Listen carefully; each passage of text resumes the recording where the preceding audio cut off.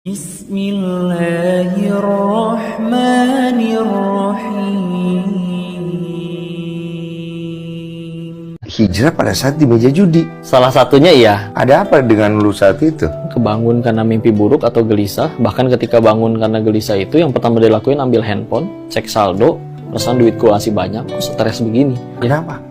Nggak tahu aja, gelisah. Udah gitu belum lagi beberapa bos di sana juga datang naik mobil mewahnya yang harganya jelas miliaran, turun yang pertama. Kisah Dennis Lim, hijrah pada saat di meja judi. Assalamualaikum warahmatullahi wabarakatuh. Sahabat beriman, Ustadz Dennis Lim merupakan pendakwah yang saat ini diidolakan oleh generasi milenial. Ceramahnya banyak membahas seputar masalah yang berkaitan dengan anak muda dan disalurkan melalui media sosial TikTok. Ustadz Dennis Lim merupakan pria asal Belitung.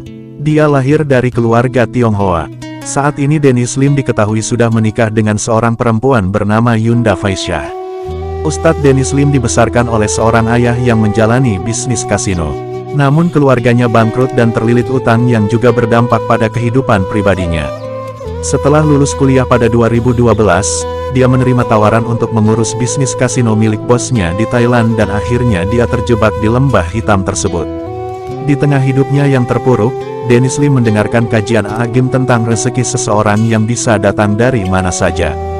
Dan saat itu pintu hatinya pun terketuk, hal itu lantas membuatnya mantap untuk memutuskan berhijrah.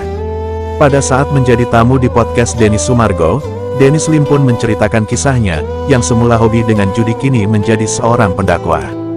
Pria keturunan Tionghoa ini tanpa ragu menceritakan lika-liku hidupnya yang sempat terjerumus ke jurang hitam. Ia mengakui pernah menjadi bandar kasino.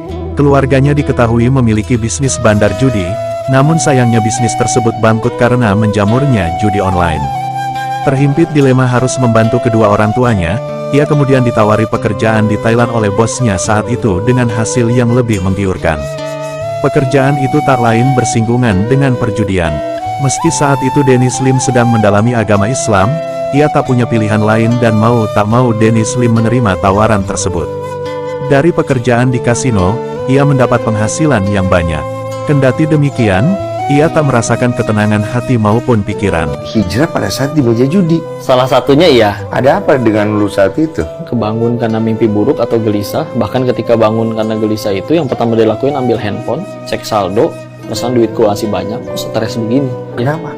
Nggak tahu aja, gelisah. Udah gitu belum lagi beberapa bos di sana juga datang naik mobil mewahnya yang harganya jelas miliaran, turun yang pertama kali diobrolin, aduh gua stres. Untuk si bos penghasilannya lebih besar, per bulan bersih 7-8 miliar. Yang paling pertama kali sering terucap tiap kali ngobrol, gua stres. Dengan penghasilan dari judi 8 miliar per bulan bersih, buat tidur perlu obat. Kalau nggak minum, nggak bisa tidur sama sekali. Kalau memang itu adalah sumber kebahagiaan yang sebenarnya, kenapa nggak bahagia? Kenapa orang yang udah lebih besar dari gua aja nggak bahagia? Iya. Dan lu ngerasain hal yang sama. Setiap orang pasti ingin hidupnya memperoleh kebahagiaan. Mereka bahkan rela mengorbankan waktu, tenaga dan harta yang dimiliki demi mengejar hal-hal yang akan membahagiakan hidup mereka. Namun tak sedikit orang yang belum paham bahkan keliru memaknai hakikat kebahagiaan. Ada yang memahami bahwa bahagia berarti berlimpahnya materi, atau melejitnya karir dan popularitas. Padahal, tidak ada jaminan bahwa mereka akan bahagia setelah memperoleh itu semua. Ketenangan hati diperoleh ketika keimanan telah terpatri dalam hatinya. Orang yang beriman akan berpegang teguh pada jalan yang telah digariskan oleh Allah dan Rasul-Nya, yakni mematuhi segala perintah dan meninggalkan segala larangan. Kebahagiaan itu semestinya membawa seseorang kepada kebaikan dan keberkahan. Bahagia tidak selalu berkaitan dengan materi, namun materi yang dimiliki seseorang bisa mengantarkannya pada kebahagiaan jika bertambah kebaikan dan keberkahan dalam hidupnya. Ketenangan hati dan bertambahnya kebaikan dapat diperoleh seseorang melalui jalan hijrah. Lalu apa makna hijrah yang sesungguhnya? Mari kita simak penjelasan dari Ustadz Adi Hidayat berikut ini. Makanya faqultu astaghfiru rabbakum innahu kana ghaffara yursilis samaa 'alaikum midrara wa yumditkum bi amwalin wa banina. Kalau Anda mau istighfar, mendekat kepada Allah, bukankah Allah yang punya harta, Allah yang punya materi, Allah yang punya kesehatan, Allah yang punya ketenangan? Saya berikan, kata Allah. Kamu mau keturunan, kamu mau harta melimpah, kamu mau kenyamanan, saya berikan. Itu kaidah. Anda tidak akan kehilangan dunia dengan istighfar. Anda tidak akan kehilangan dunia dengan hijrah. Makanya ketika seseorang hijrah mau memutuskan dia kembali kepada Allah, turunlah Quran surah keempat ayat 100 itu.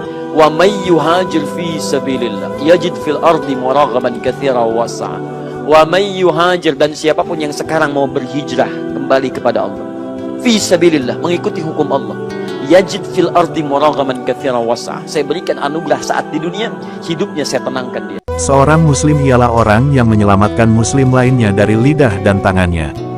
Dan orang yang berhijrah ialah orang yang meninggalkan segala yang dilarang Allah darinya. Hadis riwayat Bukhari.